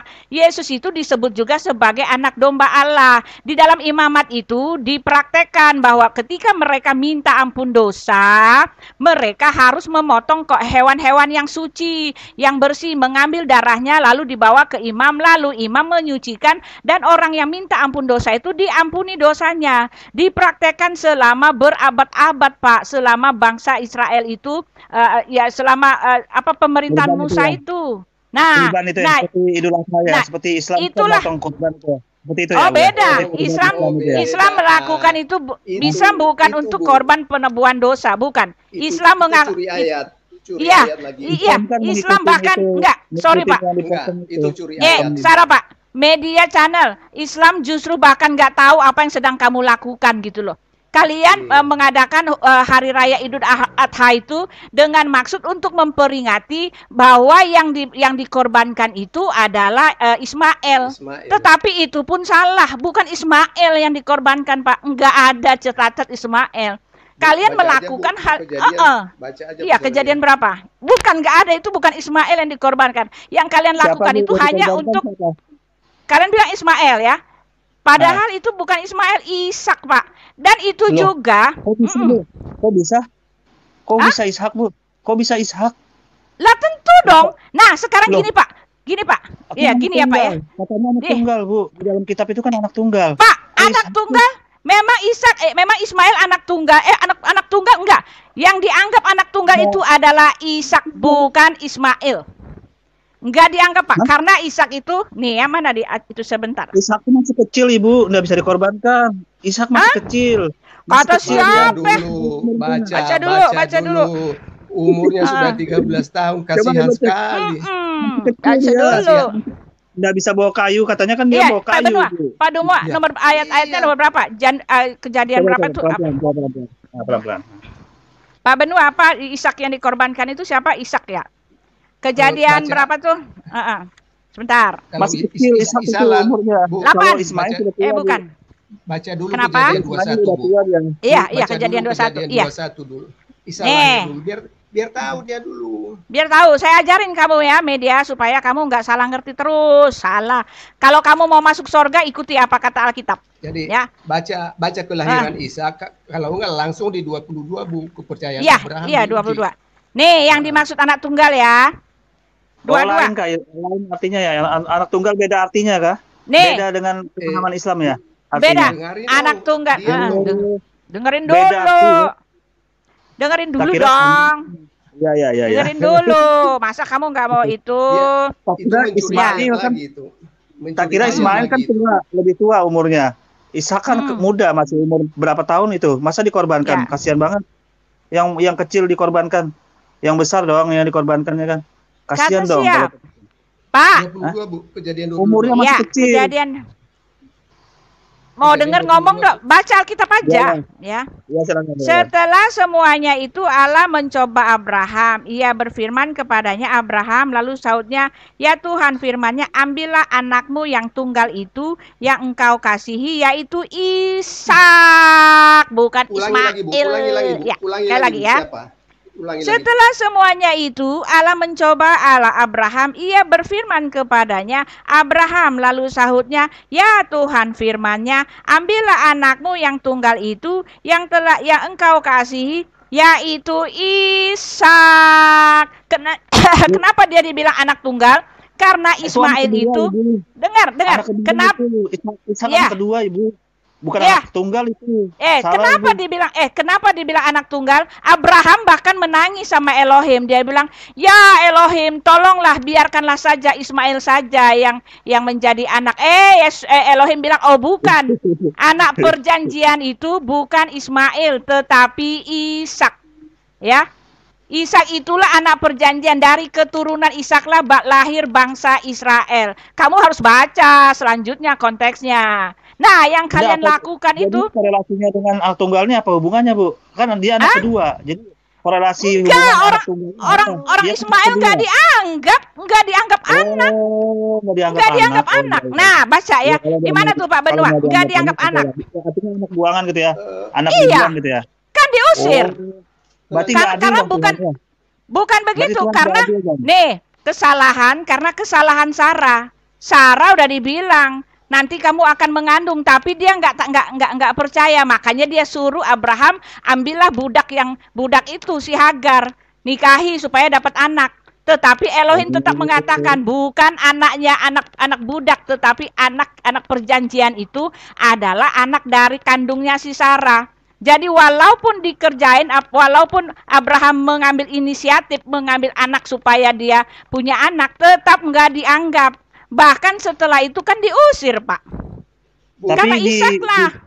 Ibu, tapi katanya di Babel itu kan dia diberkahi, Bu. Keturunan Ismail diberkahi juga, berarti Tuhan enggak bingung juga. Tapi bukan anak perjanjian, Pak. Bukan anak perjanjian. Inilah Pak yang harus Bapak ketahui. Bukan anak perjanjian. Ya. Ayat 8 ya. Ishak dihususkan ya. Ayat 8 di bawah, Bu. Ya, ayat 8-nya. Di bawah. Ya. 22 ayat 8 ya. Ya, nih ya. Nih ya, ayat 8-nya ya. Sahut Abraham, Allah yang akan menyediakan anak domba. Yang mana, Pak? Ayat 8. Ya, Abraham. Sahut Abraham. Bukan. Oh, kejadian berapa? 21. Ya. 21. Oh iya, 21. Nih, ayat 8 ya. Di situ dikatakan mana nih ayat 9? Ntar mata saya nggak lihat. Bertambah besarlah anak itu dan ia disapi. Lalu Abraham mengadakan perjamuan besar pada hari Ishak disapi itu. Itu, Pak, bukan? Terus saja. Ya, disapi itu. Pada waktu itu Sarah melihat bahwa anak yang dilahirkan Hagar perempuan Mesir itu bagi Abraham sedang main dengan Ishak anaknya sendiri. Berkatalah Sarah kepada Abraham, usirlah hamba perempuan itu beserta anaknya, sebab anak hamba ini tidak akan menjadi ahli waris bersama-sama dengan anakku Ishak. Hal ini sangat menyebalkan Abraham oleh karena anaknya itu. Tetapi Allah berfirman kepada Abraham, janganlah sebal hatimu karena hal anak dan budakmu itu. Dalam segala yang dikatakan suci kepadamu, haruslah engkau mendengarkannya, sebab yang akan disebut keturunanmu ialah yang berasal dari Ishak. Itu loh, Pak. Jelas ya? Yang berasal dari Ishak itu yang keturunan. Ibu Uti, tidak Tuhan seperti itu. Tuhan kok enggak sekejam itu kan? Menurut Ibu wajar aja kah Tuhan seperti itu? Kok kejam betul? Maksudnya Pak, loh, dia yang memilih, anaknya sendiri dia pilih. Lalu itu kan punya anak itu kan atas salahnya, atas dosanya si Abraham. Dia nggak percaya. Elohim sudah bilang, Sarah akan mengandung. Dia nggak percaya, dia ambil gundik. Hah? Abraham salah gitu ya? Abraham yang salah, Bu ya? Iya, karena kedegilan hatinya. Tetap walaupun begitu, dia bukan anak perjanjian Ismail. Makanya yang kalian lakukan itu, potong-potong hewan korban itu apa? Kalian memperingati apa? Kalian memperingati katanya Ismail yang dikorbankan. Tapi Alkitab yang adalah sejarah, yang adalah fakta kebenaran, yang adalah yang benarnya ya, ini mengatakan bukan Ismail. Ishak yang dikorbankan. Kalau menurut perasaan Ibu dan Bapak ini wajar nggak Tuhan mengusir itu kan termasuk kejam dah. Kemudian Tuhan juga membeda-bedakan anak, apalagi anak pertama dibeda-bedain. Itu wajar nggak? Yang ketiga, kenapa kok bisa dia diberkahi juga tapi tiba-tiba dia juga tidak direstui sebagai orang pilihan? Kenapa? Menurut Ibu wajar nggak seperti ini? Menurut Justru Ibu. Allah itu berdaulat. Dia mengatakan dia atas ia. Sudah dibilang anak perjanjian itu berasal dari Sarah. Nah, sekarang kamu mengatakan wajar nggak gitu loh. Yang dosa siapa? Semua dosa harus dihukum, harus terima konsekuensinya. Nah, sekarang saya mau tanya sama Pak Media, wajar nggak sih saya kan udah sering buat baik, kok saya harus masuk neraka gitu loh. Nah, Elohim udah bilang, kamu itu masuk surga oleh darah tebusan dengan terima, tetapi kamu tetap melakukannya mau selamat dengan cara yang lain, tetap kamu nggak selamat. Ya terjadi juga pada Abraham. Elohim sudah mengatakan, Ibu itu gara-gara apa sih kok bisa sampai Tuhan kok nggak kok Tuhan sampai seperti itu kejamnya sama Ismail tuh gara-gara apa? Gara-gara Abrahamnya, Bu ya? Udah dibilang Tuhan nggak kejam. Tuhan tidak kejam, yang salah itu dosa harus dihukum. Tetap Allah itu berdaulat. Dosa tidak percaya, melanggari janjinya. Kan di dalam ini kan sudah datang, Elohim sudah datang, Yesus sudah datang kepada Abraham, nongol di situ, dia datang dengan malaikat. Ini istrimu akan melahirkan seorang anak, walaupun dia itu sudah tua, dia akan melahirkan seorang anak. Anak itu akan kupilih menjadi perjanjianku. Anak inilah yang akan menjadi perjanjianku. Ada, makanya baca Alkitab. Nih, baca ya. Yang kalau bisa kok kenapa Ibrahim melanggar kok nikah lagi kalau tahu bahwa dihadirkan ayat itu gitu loh. Kalau kan ada ayat nggak percaya nggak percaya dengan janji Elohim, karena makin lama istrinya tuh makin tua. Jadi istrinya tuh ketakutan kalau nggak dapat anak. Lalu istrinya bilang, udah ambil aja dah tuh budak saya tuh tidurin dah, nanti dia dapat anak gitu. Iya kan? Abraham ada itu. Kenubuatan itu ada yang penubuatan ada nggak ayatnya? Ada semua di dalam begini. Coba ayatnya mana? Karena budak. Apanya? Ayatnya yang tentang kenubuatan itu. Ada nggak ayatnya? Nih ya. Ayat yang tentang kenubuatan yang akan hadir itu sudah terjadi atau belum terjadi itu kira-kira? Maksudnya apa? Maksudnya? Sudah terjadi kenubuatan itu atau belum terjadi? Kok bisa Abraham melanggar itu gitu loh? Kok melanggar perjanjian itu? Sudah terjadi, Pak. Sekarang ini Yesus kita ini sekarang sudah ada pada masa penantian. Yesus sudah di sorga, Pak. Itu sudah lama terjadi, Pak. Nah, sekarang begini, Pak ya. Nih, kenapa Ismail tetap tidak dipakai? Ayatnya. Nah, baca ya. Abraham nih ya, ayatnya Hagar dan Ismail. Perjanjian Allah. Nah, perjanjian Allah dengan Abram. Janji tentang keturunannya. Kejadian 15 ya.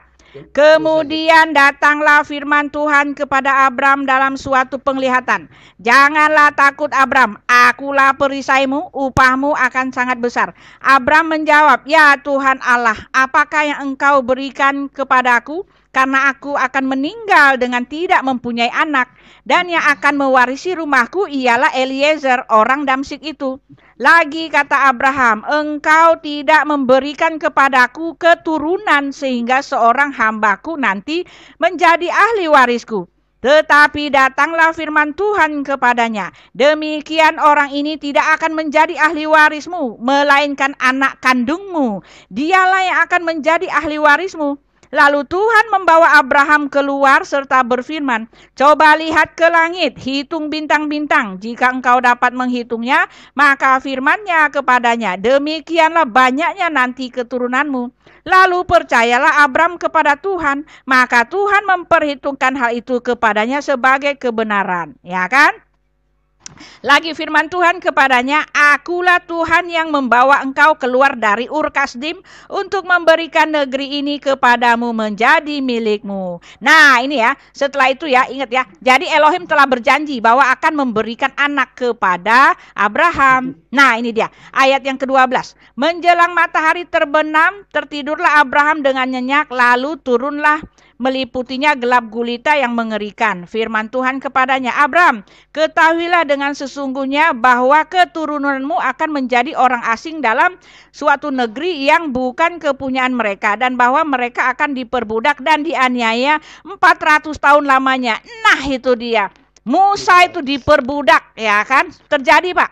Lalu tetapi bangsa yang akan memperbudak mereka akan kuhukum, dan sesudah itu mereka akan keluar dengan membawa harta benda yang banyak. Yaitu kan ini terjadi sudah digenapi ketika Musa membawa bangsa itu keluar dari tanah Mesir. Tetapi engkau akan pergi kepada nenek moyangmu dengan sejahtera, engkau akan dikuburkan pada waktu telah putih rambutmu. Tetapi keturunan yang keempat akan kembali ke sini, sebab sebelum itu kedudanaan orang Amori itu belum genap ya. Lalu ketika mana nih? Ya, itu ya. Jadi itu dikasih tahu bahwa keturunannya akan diperbudak, dan itu sudah terjadi. Nah, sekarang Hagar dan Ismail. Nah, ini dia ya. Adapun Sarai istri Abraham tidak beranak. Ia mempunyai seorang hamba perempuan, seorang Mesir, Hagar namanya. Berkatalah Sarah kepada Abraham, engkau tahu, Sarai ya kepada Abram, engkau tahu Tuhan tidak memberi aku melahirkan anak, karena itu baiklah hampirilah hambaku ini, mungkin oleh dialah aku dapat memperoleh anak, seorang anak. Dan Abram mendengarkan perkataan Sarai. Jadi Sarai serta Abraham mengambil Hagar, hambanya seorang Mesir itu, yakni ketika Abram telah 10 tahun tinggal di tanah Kanaan. Nah itu, Hagar itu ibunya Ismail adalah anak budak Pak. Lalu memberikannya kepada Abram, suaminya, untuk menjadi istrinya. Abram menghampiri Hagar, lalu mengandunglah perempuan itu. Ketika Hagar tahu bahwa ia mengandung, maka ia memandang rendah akan tuannya. Lalu berkata, ya Sarai kepada Abram, penghinaan yang kuderita ini adalah tanggung jawabmu. Akulah yang memberikan hambaku itu ke tanganmu. Ya, tetapi baru saja ia tahu bahwa ia mengandung, ia memandang rendah akan aku. Tuhan kiranya akan menjadi hakim antara aku dengan engkau. Kata Abraham kepada Sarai, hambamu itu di bawah kekuasaanmu, perbuatlah kepadanya apa yang kau pandang baik. Lalu Sarai menindas Hagar sehingga ia lari meninggalkannya. Nah itu, dia menikah bukan karena cinta, malah disuruh. Ya kan, suruh pergi ya silakan aja kata. Lalu malaikat Tuhan, berarti yang jahat Ibu Sarai dong. Sudah kenapa? Meminta yang jahat Ibu Sarai dong. Sarah dong yang jahat. Siapa? Kata siapa? Itu dari ayat ini. Dari ayat ini kan yang jahat Sarah dong. Yang jahat siapa? Kan dia kan sudah meminta Ibrahim disuruh kawin. Tiba-tiba begitu sudah dapat anak disuruh diusir oleh Ibu Sarah. Kan yang jahat Sarah dong, bukan Hajar. Nah, ya kan? Sekarang gini. Ibunya Ishak dong yang jahat. Ibunya Ishak dong yang jahat. Nih, sekarang gini. Nggak bisa bilang yang jahat, bilang ini upah dosa, itu doang, titik ya. Dosa ada hukumannya, upah dosa. Kenapa? Karena dia nggak percaya bahwa Elohim akan memberikan dia seorang anak. Maka terjadilah ini upah dosa, makanya terjadi. Tetapi ingat, poinnya adalah bukan Ismail yang merupakan anak perjanjian. Anak perjanjian kamu tahu nggak maksudnya?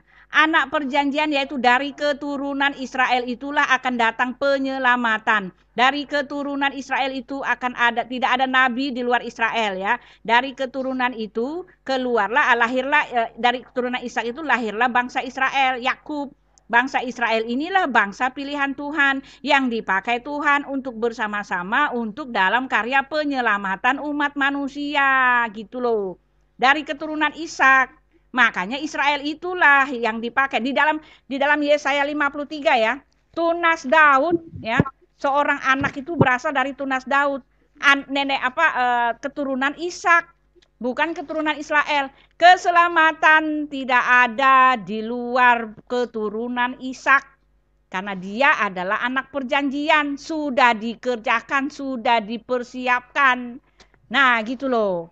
Nah kembali lagi tadi. Di dalam imamat ya. Orang diselamatkan karena ditebus.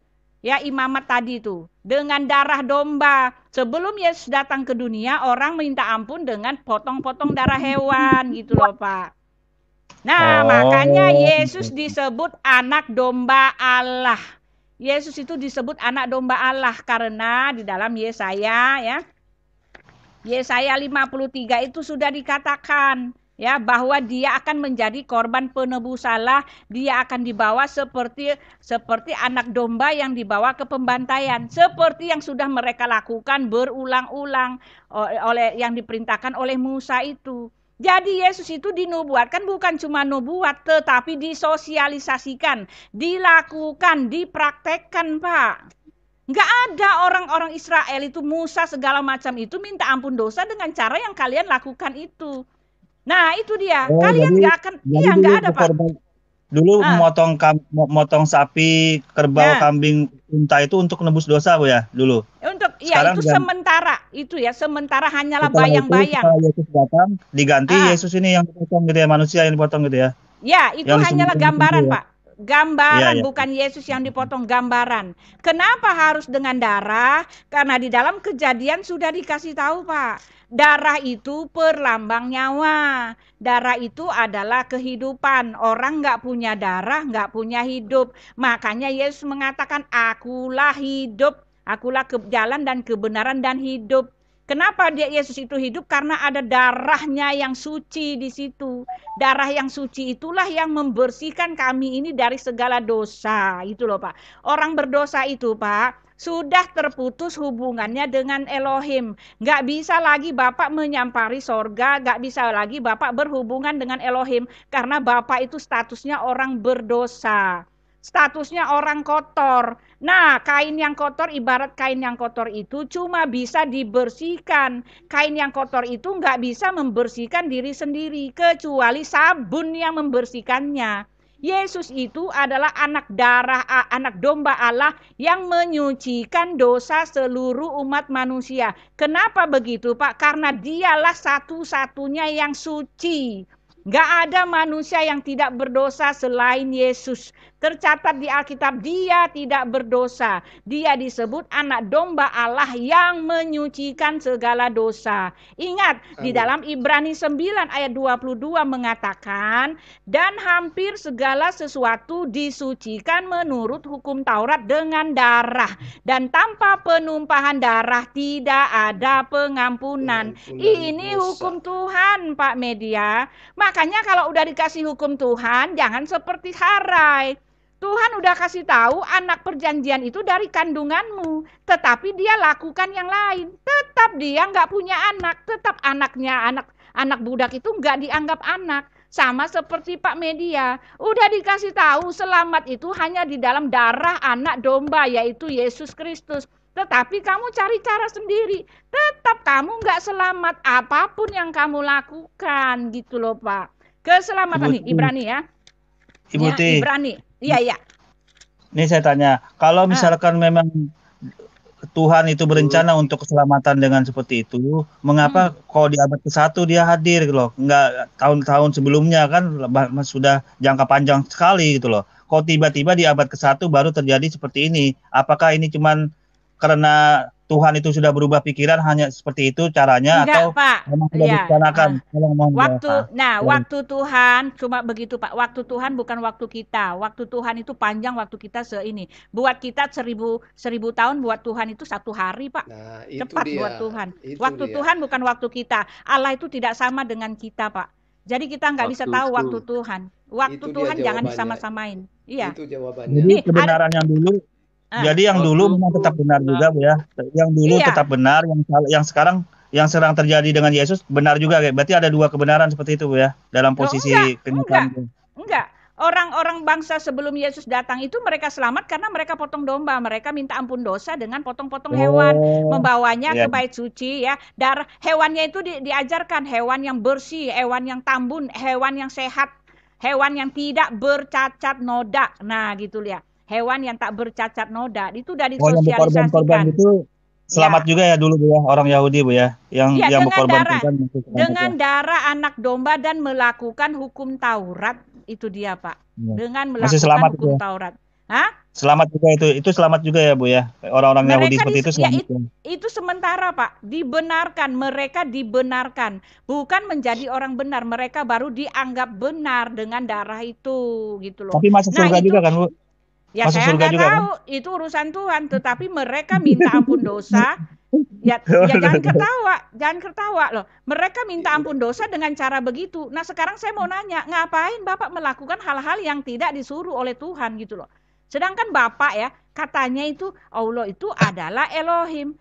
Ya, tetapi katanya Musa itu adalah utusan Allah juga. Tetapi Bapak nggak tahu loh. Bapak nggak tahu Musa itu tidak menyembah Tuhannya Bapak. Musa menyembah Allah yang kelihatan, Allah yang menampakkan diri. Musa itu menyembah Tuhan yang menebus dosa. Mereka potong-potong domba, hewan, karena minta ampun dosa dengan cara begitu.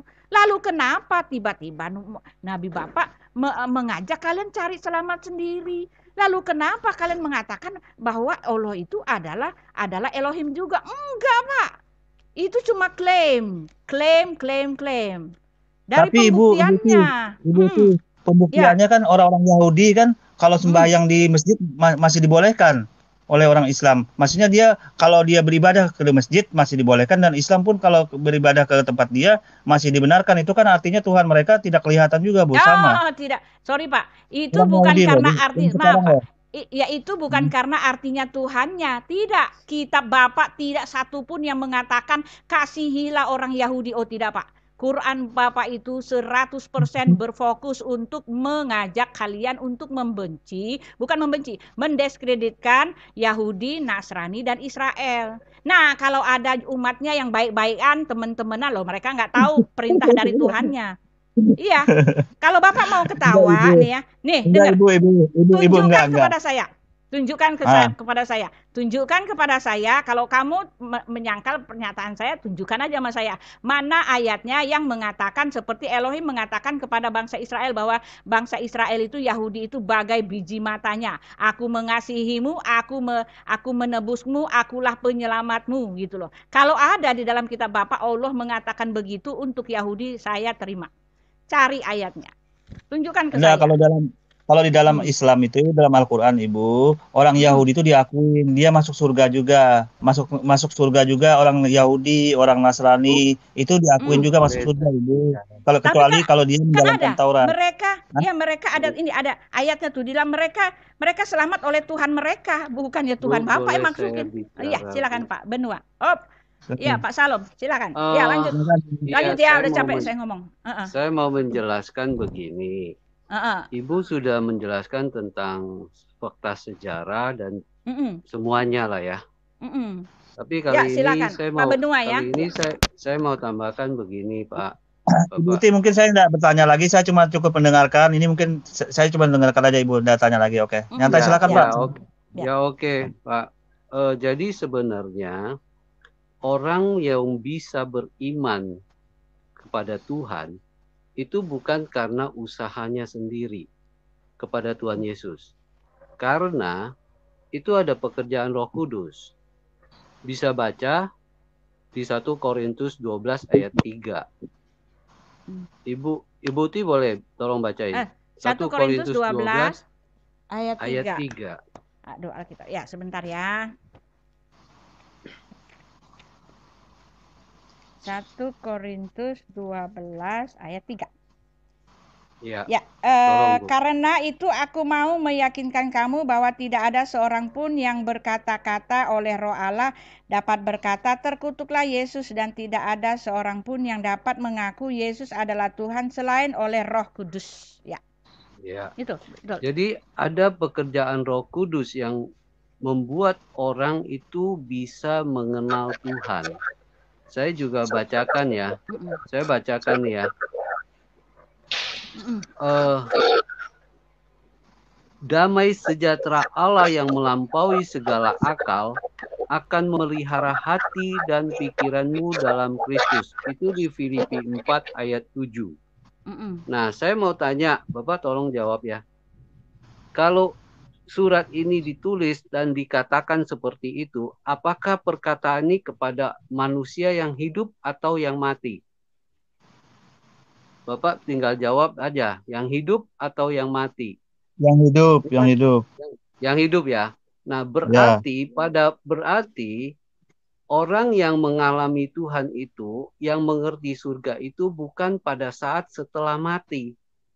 Dia mengalaminya pada saat ini hidup. Dan itu adalah damai sejahtera Allah yang melampaui segala akal.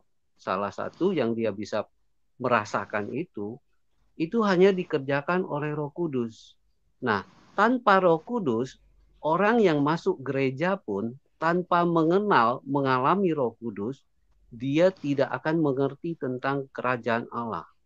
Tidak akan. Saya bacakan ayatnya ya. Roma 14 ayat 17, sebab kerajaan Allah bukanlah soal makanan dan minuman, tetapi soal kebenaran. Kita selama ini beberapa kali ini kita bicara tentang kebenaran, pembuktian kebenaran. Tetapi ada juga damai sejahtera dan sukacita oleh Roh Kudus. Jadi itu sudah menjadi fakta bagi orang yang mengalami Tuhan. Dan itu pun diajari oleh Tuhan Yesus, dikatakan apa? Jadilah kehendakmu di bumi seperti di surga. Nah, surga itu berbicara tentang apa yang sudah Tuhan kerjakan melalui Roh Kudus di dalam orang itu. Sehingga inilah yang membuat orang fanatik. Jadi bukan pada saat dia mati nanti, bukan. Dan pada waktu Tuhan Yesus hadir di bumi ini, dia diberikan nama Immanuel. Dikatakan Immanuel, Tuhan beserta kita. Bagaimana dia beserta kita kalau tidak ada sesuatu? Dia memberikan Roh Kudus ke dalam hati manusia. Sehingga pada waktu manusia itu mati, yang keluar adalah dua. Roh manusia dan roh Tuhan. Keluar. Dan yang jemput itu malaikat. Dan karena dia dari surga, dia bawa ke tempat lagi ke surga. Dia tahu alamat jelasnya surga. Dan kalau bukan ada Roh Kudus, dia sendiri, dia keluar, dia mau kemana? Tidak akan tahu. Saya kira banyak sekali ayat yang mengatakan bahwa hidup ini sudah bisa mengalami Tuhan. Tapi saya nggak menjelaskan terlalu panjang lebar karena Bapak sendiri mungkin sudah bisa memahami, saya kira. Karena kita cukup panjang ini ya. Saya juga dengan sabar saya menunggu karena apa? Banyak sekali orang Kristen yang datang ke gereja merasa percaya Yesus, dia pikir dia masuk surga. Belum tentu. Kenapa? Kalau dia mengalami apa yang sudah Tuhan berikan kepada, hadiah yang diberikan kepada manusia, baru dia akan tahu surga. Kalau tidak tahu, dia akan jadi seperti apa. Makanya ada percakapan antara ahli Taurat Nikodemus, profesornya. Dia bilang, bagaimana pada waktu Tuhan Yesus bilang, kamu harus dilahirkan kembali. Pada waktu itu Nikodemus menjawab, bagaimana saya bisa lahir kembali setua ini? Apakah saya harus masuk ke dalam rahim ibu lalu keluar lagi? Lihat perbedaan konsep pikirnya. Konsep pikir manusia adalah lahir itu hanya secara fisik. Tetapi lahir secara roh tidak pernah ada di dalam pikiran manusia. Itu yang harus diketahui. Itu kuncinya yang membuat orang Kristen itu bisa bertahan. Karena begitu berkesannya ketika dia mengalami kelahiran baru oleh Roh Kudus. Saya kira itu aja, Pak. Terima kasih, Pak. Mudah-mudahan berguna buat Bapak. Aman. Oke, terima kasih Pak Yah yang memberi penjelasan. Sebenarnya sih saya sudah cukup jelas ini. Walaupun sebenarnya Ruhul Kudus, makna-makna identitas Tuhan Ruhul Kudus itu kan dalam Islam milik dalam bahasa Arab. Tapi dalam posisi ini dalam posisi ini mungkin saya nyatanya, Pak. Pengalaman nyatanya yang harus dialami. Oke, Bu. Saya terima kasih ya, Bu ya. Nggak kedengaran sudah, Bu. Suara Ibu nggak kedengaran. Ya, sebentar Pak. Saya mau terangkan satu lagi ya. Satu saya baca aja ya. Jadi kan orang-orang memotong hewan itu kan untuk sementara. Nah, ini ada ayatnya Pak, bahwa Yesus itu akan dipotong itu, Yesus mencurahkan darahnya itu sekali dan selamanya. Ini dia ya. Jadi segala sesuatu yang melambangkan apa yang ada di sorga haruslah ditahirkan secara demikian. Tetapi benda-benda sorgawi seperti oleh persembahan-persembahan yang lebih baik daripada itu. Sebab Kristus bukan masuk ke dalam tempat kudus buatan tangan manusia yang hanya merupakan gambaran saja dari yang sebenarnya, tetapi ke dalam sorga sendiri untuk menghadap hadirat Allah guna kepentingan kita. Dan ia bukan masuk untuk berulang-ulang mempersembahkan dirinya sendiri, sebagaimana imam besar setiap tahun masuk ke dalam tempat kudus dengan darah yang bukan darahnya sendiri. Sebab jika demikian ia harus berulang-ulang menderita sejak dunia ini dijadikan. Tetapi sekarang ia hanya satu kali menyatakan dirinya pada zaman akhir untuk menghapus dosa oleh korbannya. Dan sama seperti manusia ditetapkan mati hanya satu kali saja dan sesudah itu dihakimi, demikian pula Kristus hanya satu kali saja mengorbankan dirinya untuk menanggung dosa banyak orang.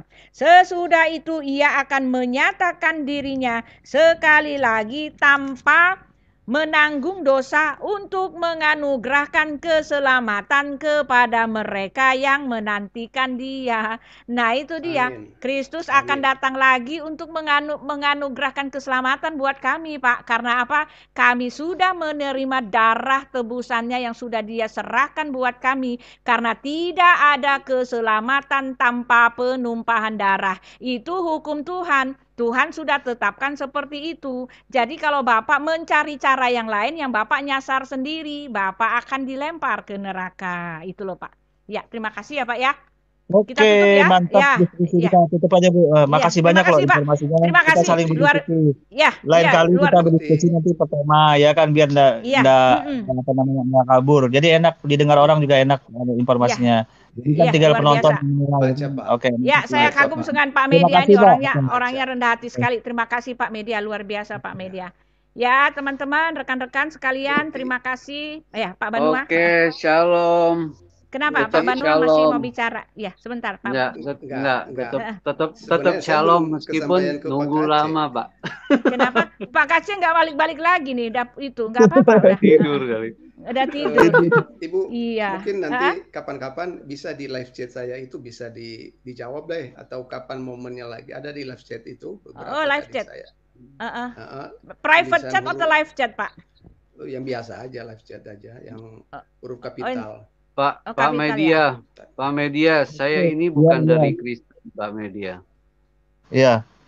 Saya bisa percaya, dulu saya juga paling benci. Saya bukan dari Islam, tapi saya pembenci juga sama orang Kristen. Saya tidak tahu kenapa. Mungkin nama saya beda di situ, Bu, di live chat, Abidin. Live chat ini buka live chat di mana caranya ya, teman-teman? Saya nggak ngerti buka live chat itu. Live chat, Bu, ada bapak-bapak yang nunggu lama. Dia bilang, kok saya dicuekin. Oh gitu ya, di mana? Udah, nggak apa-apa ya sudah. Orang lagi serius, maaf, maaf saya nggak tahu. Serius ya, seriusnya lama loh. Saya tunggunya jam-jaman loh, paling lama loh, Bu. Iya, gila, kita ini udah. Tapi saya mau menyampaikan hal ini karena faktanya kita punya pengalaman hidup dengan Tuhan gitu. Pak Media, ya boleh saya kasih tahu Pak Media. Kalau Pak Media mau tahu siapa Yesus sebenarnya, Bapak minta Pak, minta. Tantang aja. Tantang, Tuhan bisa Yesus, kalau kamu itu benar aja. Tuhan. Iya, kalau kamu betul Tuhan tantang aja, serius. Pasti dijawab, serius. Pak. Pasti dijawab. Pasti serius, dijawab. Enggak ada, aja. Iya. Jangan tunggu nanti nanti. Mantap. Oke, iya, mantap. Terima kasih Tuhan berkati. Tuhan ya, berkati, saya mau ajak teman saya nih berdoa ya. Tadi kami buka dalam doa, terserah Pak Media. Silakan Pak kalau Bapak mau lanjut. Saya keluar dulu ya. Kami mau tutup dalam doa. Iya, terima kasih. Ya, terima kasih Pak Benua, Pak Jimran, Shalom. Ya, kita berdoa ya, kita tutup ya.